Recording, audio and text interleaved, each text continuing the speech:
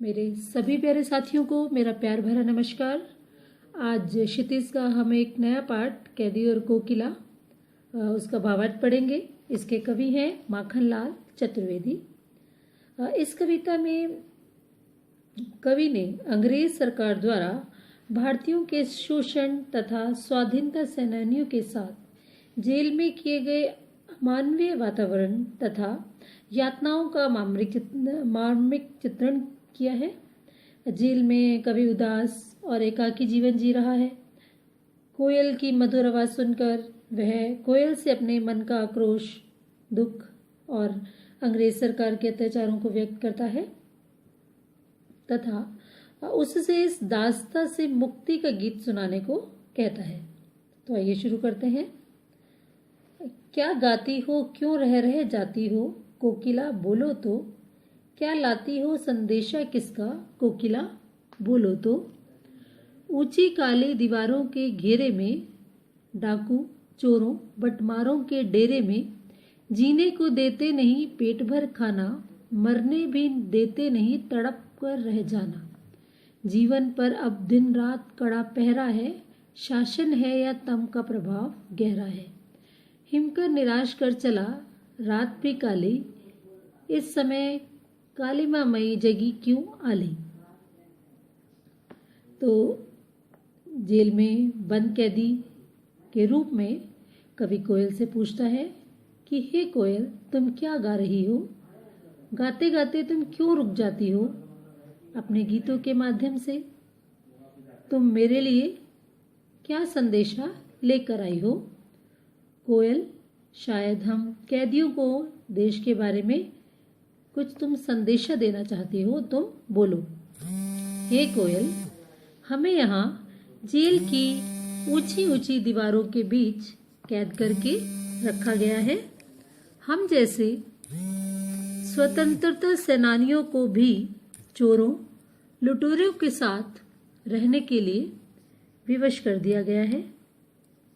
हमें यहाँ पर पेट भर खाना नहीं दिया जाता और अमानवीय परिस्थितियों में रहते हुए हमें नारकीय जीवन, नरक के समान जीवन बिताना पड़ रहा है।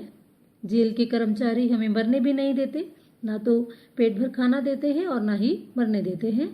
ऐसे में हम तड़प कर रह जाते हैं। ये कर्मचारी हम पर कड़ा पहरा रखते हैं।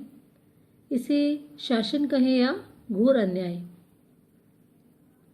चारों ओर अंधकार के इस समय में चंद्रमा भी हमें निराश कर चला गया है।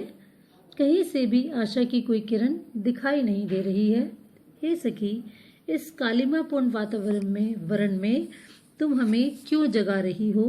क्या तुम ऐसा कोई संदेशा लाई हो हमारे लिए, कहीं से कोई संदेश लेकर आई हो। तो ऐसा जो कवि है वो कोयल से पूछ रहा है कि वो जेल में बंद है एक स्वतंत्रता सेनानी की तरह से। दूसरा पैराग्राफ, क्यों हुक उठी वेदना बोझ वाली सी, कोकिला बोलो तो। क्या लूटा मृदुल वैभल की रखवाली सी, कोकिला बोलो तो। कारागार में जो बंद कवि है वह कोयल की वेदनापूर्ण आवाज को सुनकर वह कोयल से पूछता है कि हे कोयल, तुम इस तरह क्यों चीख रही हो, तुम्हारा क्या लुट गया। तुम्हारे कंठ की मधुर आवाज सुनकर यही लगता है कि ईश्वर ने तुम्हें ही मधुर वैभव की रखवाली का दायित्व सौंपा है। हे कोयल, तुम आधी रात में पागलों की तरह क्यों चीख रही हो, कोकिला बोलो तो। क्या हुई बावली अर्धरात्रि को चीखी, कोकिला बोलो तो। किस दावा नल की ज्वालाएं हैं देखी, कोकिला बोलो तो। तुम जो आधी रात में ये पागलों की भांति चिल्ला रही हो, हे कोकिला बताओ क्या कारण है। क्या इस जंगल में फैले किसी आग को तुमने देख लिया है जो तुम इस तरह से चिल्ला रही हो। दावानल की आग, दावानल जंगल में अपने आप लगने वाली आग को कहते हैं। तो कवि इससे पूछता है, क्या तुमने दावानल अपने जंगल में अपने आप लगने वाली आग की लपटों को देख लिया है जो तुम ऐसे चीख चिल्ला रही हो, कोकिला कुछ तो बताओ। अगला पैराग्राफ, क्या देख न सकती जंजीरों का गहना, हथकड़ियां क्यों यह ब्रिटिश राज का गहना। कोहलू की चरकचू जीवन की तान, गिट्टी पर उंगलियों ने लिखे गान। हूँ मोट खींचता लगा पेट पर जुआ, खाली करता हूँ ब्रिटिश अकड़ का कुआं। दिन में करुणा क्यों जगी रुलाने वाली, इसलिए रात में गजब डाल रही आली। इस शांत समय में अंधकार को बेद रो रही क्यों हो, कोकिला बोलो तो। चुपचाप मधुर विद्रोह बीच इस भांति बो रही क्यों हो, कोकिला बोलो तो। कोयल की असमय आवाजों को सुनकर, चीख को सुनकर कवि पूछता है कि हम स्वतंत्रता सेनानियों के हाथों में हथकड़ियों का गहना तो तुम देख नहीं सकती हो क्या। ये जो हमारे हथकड़ियां पहन रही हैं, ये ब्रिटिश सरकार का गहना है जो कि अंग्रेजों ने हमें दे रखा है। ये हथकड़ियां नहीं है, अंग्रेज सरकार के दिए हुए हमें गहने हैं। हमारे काम करते हुए कोल्हू की जो आवाज तुम सुन रही हो, वह अब हमारे जीवन का गीत बन गया है। जेल में स्वतंत्रता सेनानियों से बहुत कठिन परिश्रम कराया जाता था।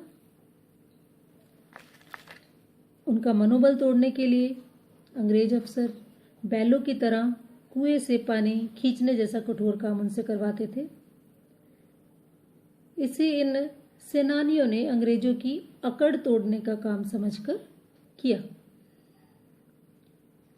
तो वो कहते हैं, यहाँ हम गिट्टियां तोड़ते हैं। गिट्टियां तोड़ना, पत्थर के छोटे छोटे टुकड़े करना, और हमें पेट पर जुआ रखकर पानी खींचना पड़ता है। इससे हमें ऐसा लगता है कि अंग्रेज सरकार की अकड़ के कुएं को खाली हम कर रहे हैं, यानी कि उनकी अकड़ ढीली कर रहे हैं। अंग्रेज सरकार के दिन में हम स्वतंत्रता सेनानियों पर कोई दया नहीं करती अंग्रेज सरकार, इसलिए तू रात में अपना मधुर स्वर सुना रही हो क्या। रात के सन्नाटे में तू अंधकार को चीखती हुई आवाज क्यों कर रही है हे कोयल। कोयल बताओ, इस तरह अपनी मधुर आवाज से देश वासियों में अंग्रेजों के प्रति विद्रोह की भावना तुम क्यों पैदा कर रही हो, हमें बताओ। अगला चौथा पैराग्राफ है, काली तू रजनी भी काली, शासन की करनी भी काली। काली लहर कल्पना काली, मेरी काल कोठरी काली। टोपी काली कमली काली, मेरी लोह श्रृंखला काली। पहरे की हिमकृत व्याली, तिस पर है गाली ये आली।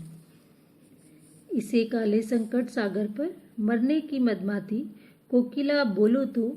अपने चमकीले गीतों को क्यों कर हो तैराती, कोकिला बोलो तो कवि कोयल से कहता है कि कोयल, तेरा रंग भी काला है और जो ये रात है वो भी कालिमापूर्ण है, काली है। अंग्रेज सरकार के जो कारनामे हैं वो भी काले हैं। देश में अंग्रेजों के प्रति जो लहर उठ गई है वह भी काली है। पूरा वातावरण कालिमामय है।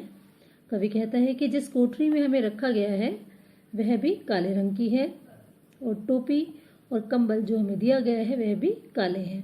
हमारी जो बेड़ियां हैं, लोहे की श्रृंखलाएं हैं, वह भी काले रंग की हैं। पहरेदारों की ऊंची आवाजें सापिन के समान काली हैं। जिस तरह काली नागिन होती है, इस समय अंधकार में उनकी आवाजें लगती हैं।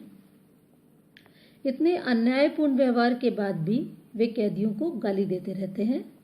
हे कोयल, देश में फैले संकट रूपी सागर में तुम मरने के लिए क्यों आ गई हो।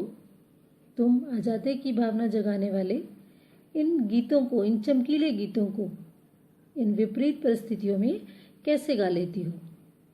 हे कोयल, तुम ही बताओ।